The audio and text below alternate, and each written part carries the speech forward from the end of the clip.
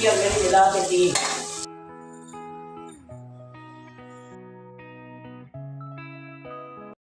अस्सलामुअलैकुम, कैसे हैं जी आप सब। उम्मीद करती हूँ कि आप सब ठीक होंगे और मैं भी बिल्कुल ठीक हूँ।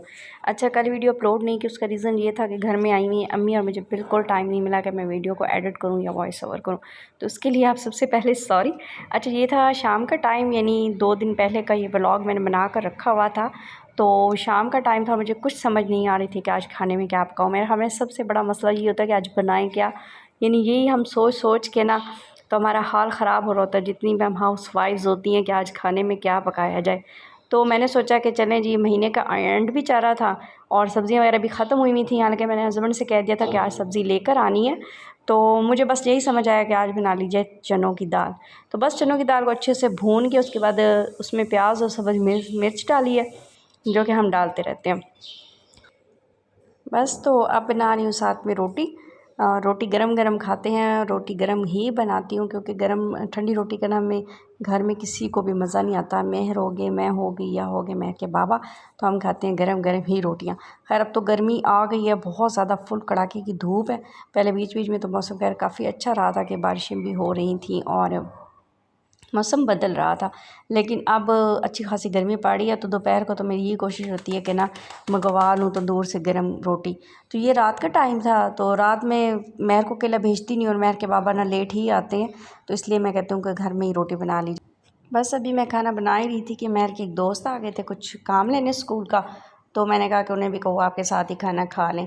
बस जो भी घर में होता है वो अगर गेस्ट को फ़ौरन से ही सर्व कर दें तो मुझे यही सही लगता है, बजाय कि उससे बिठाएं, इतना अच्छा खासा सा एहतमाम करें। खैर हमने कहा था कि बाहर से कुछ मंगवाते हैं, तो उसने कहा था कि नहीं आंटी जो भी बनाए मैं थोड़ा बहुत महर के साथ खा लूँगा। फिर मैंने साथ में सैलेड भी बना लिया था, तो इनको खाना दे दिया था। उसके बाद मैंने खुद गरम गरम खाया और जी फिर महर के बाबा भी आ गए और ले आए ढेरों ढेर सब्ज़ी जो कि मैंने मंगवाई थी। मेरे फ्रिज में ना सारी सब्ज़ियाँ ख़त्म हुई थी। मेरी यही कोशिश होती है कि आलू प्याज ये वाली चीज़ें फ़ौरन वक्त से पहले ख़त्म होने से पहले मंगवा लूँ, क्योंकि बाज़ार तो बिल्कुल ही करीब है। महर घर पे नहीं होते, जैसे महर के बाबा नहीं होते, तो मुझे कुछ मसला ना हो कि क्या बनाऊँ, तो उसके लिए भी कुछ ना कुछ तो पड़ा हो ना। तो लहसुन भी मंगवा लिया। मैं लहसुन और अदरक का ना पेस्ट बना कर रखती हूँ, वो भी मेरा ख़त्म होने को था। और आज मैंने मंगवा लिए थे जी आलू, करेले, तोरियाँ, प्याज, टमाटर, खीरे, यानी सैलेड का भी सामान मंगवा लिया था और कुछ सब्ज़ियाँ भी मंगवा ली थी। इसी तरह से साथ में चिकन भी मंगवा लेती हूँ, तो फिर वो मिक्स करके कभी कुछ बना लिया तो कभी कुछ बना लिया। लेकिन इससे पहले भी 10 मिनट का ही होता है कि आज क्या पकाऊँ, क्योंकि ये जो 10 मिनट तो नहीं, खैर अच्छा खासा टाइम पीरियड होता है कि आज क्या बनाएं। तो कभी महर से पूछ रही होती हूँ, कभी खुद ही सोच के कुछ ना कुछ बना जी। तो बनाने के लिए भी यही है ना कि फ्रिज में कुछ हो। तो चले जी, मैंने सब्ज़ियाँ सारी अब धो ली थी, वॉश करके इनको एक साइड पे रख देती हूँ कि थोड़ी ड्रेन हो जाए, तो फिर बास्केट में डाल के इसको डालूँ फ्रिज में रखूँ, सॉरी फ्रिज में।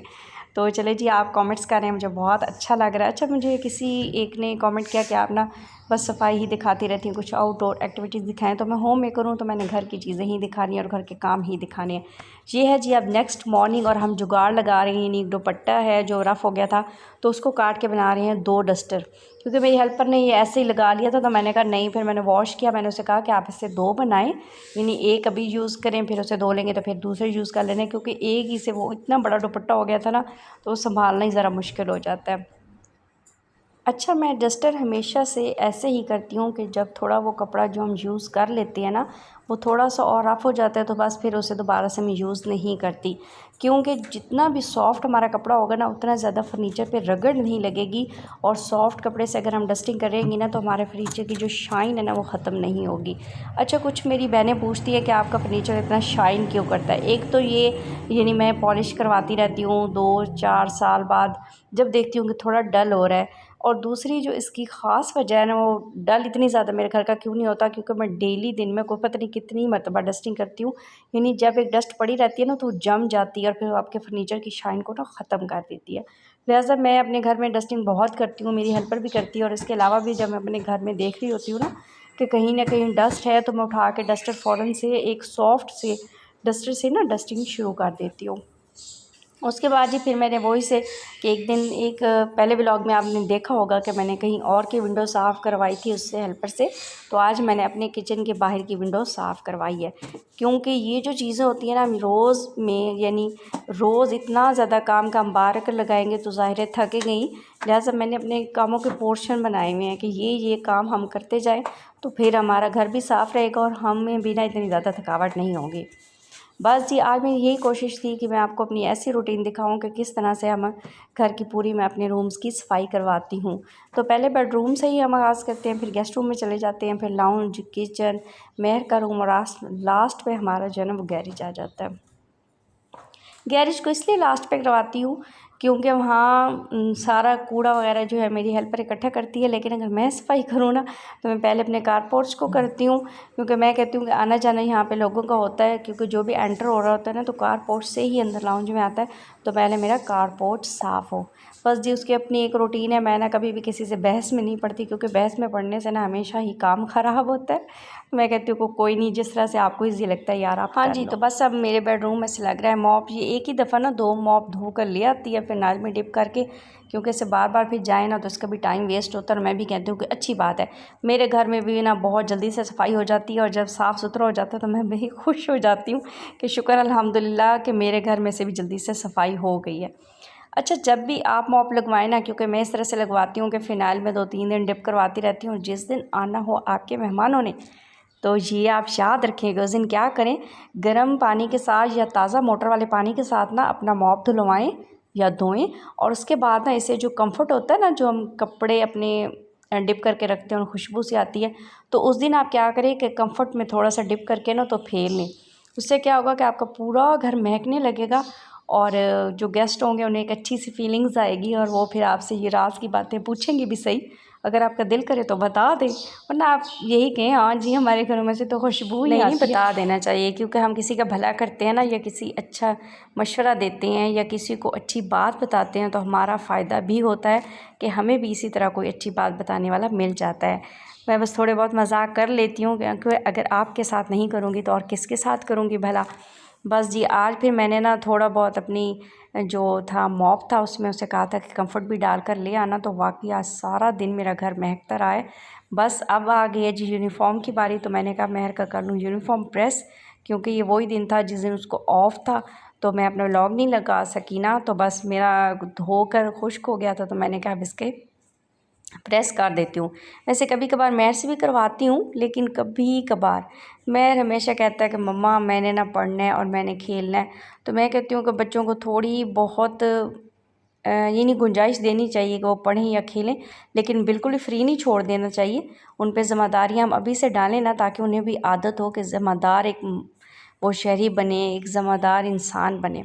बस मेरे घर में जब सारी सफाइयाँ हो जाती हैं तो फिर सब मॉप लगने के बाद ना जब मेरे फ्लोर खुश्क हो जाते हैं तो फिर मैं पर्दे विंडोज़ के आगे कर लेती हूँ। अपने रूम, अपने पूरे जितने भी घर में रूम्स हैं उनके फ़ैन और लाइट ऑफ़ कर लेती हूँ। बस वहीं का सिर्फ ऑन रखती हूँ जहाँ पे मैं बैठ रही होती हूँ।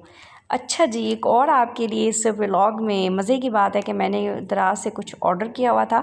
अभी आप देखेंगे आगे चल कर के वो क्या है, और वो आज पार्सल हमें हो गया था रिसीव। मैंने मेरे को दिया था जी 2000, जिसमें से मुझे 750 वापस हो गया था। और ये जो मेरा पार्सल था ये आया था 1250 का, 1250 रुपीज़ का।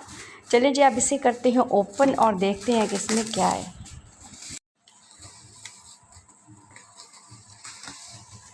हाँ जी, मेरे को तो ओपन करने में ना थोड़ा टाइम लग रहा है। मैं आपको बताती हूँ कि मैंने एक रैक कह लें या बास्केट कह लें या स्टैंड कह लें, वेजिटेबल्स के लिए ऑर्डर किया था। अच्छा ये है तो बहुत ही प्यारा देखने में, लेकिन इसके साथ एक मसला भी है।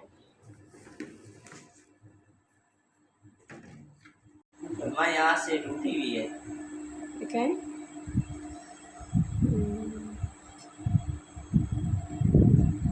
हाँ जी, तो देख लिया आपने, है कितनी प्यारी, लेकिन इसका एक जॉइंट जो है ना वो हमें टूटा हुआ मिला है। बस ये शायद अच्छे से पैक नहीं करते या पता नहीं, मुझे तो कुछ समझ नहीं आ रहा। दिल भी टूट गया है इसको टूटा हुआ देख के। तो चलें अब इसको लगवाऊंगी इसका जॉइंट, फिर इसके बाद इसको करेंगे जी अपने किचन में अरेंज। और मैंने सोचा रखा था कि ना मेरी जो बास्केट है वो जिसमें मैंने अनियंस रखे हुए हैं वो मुझे सही नहीं लग रही थी इस किचन के हिसाब से, तो मैंने और ऑर्डर करके मंगवा लिया। उम्मीद करती हूँ कि जिस तरह से आपको मेरे व्लॉग्स अच्छे लग रहे हैं, ये व्लॉग भी बहुत अच्छा लगेगा। अच्छे अच्छे से करें कमेंट, मुझे आपके कमेंट का रहता है बहुत ज़्यादा इंतज़ार। तो इंशाल्लाह ताला बहुत जल्दी मिलूँगी आपको एक और व्लॉग में। तब तक के लिए मुझे दे इजाज़त। अल्लाह हाफ़िज़।